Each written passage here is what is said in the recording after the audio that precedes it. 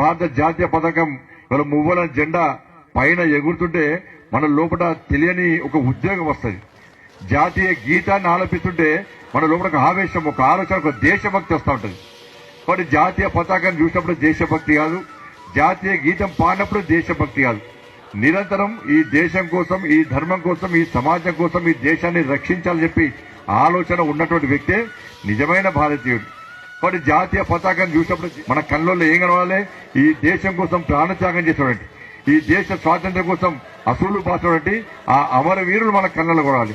ఒక గాంధీ మహాత్ముడు కనవాలి, ఒక వీర సావర్కర్ కనబడాలి.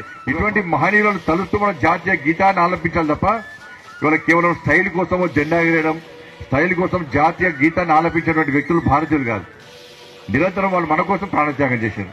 వాళ్ళ త్యాగాల వల్లనే వాళ్ళ భారత జాతీయ పతాకాన్ని స్వేచ్ఛగా ఎగురుచుకునేటువంటి అవకాశం మనకు వచ్చింది.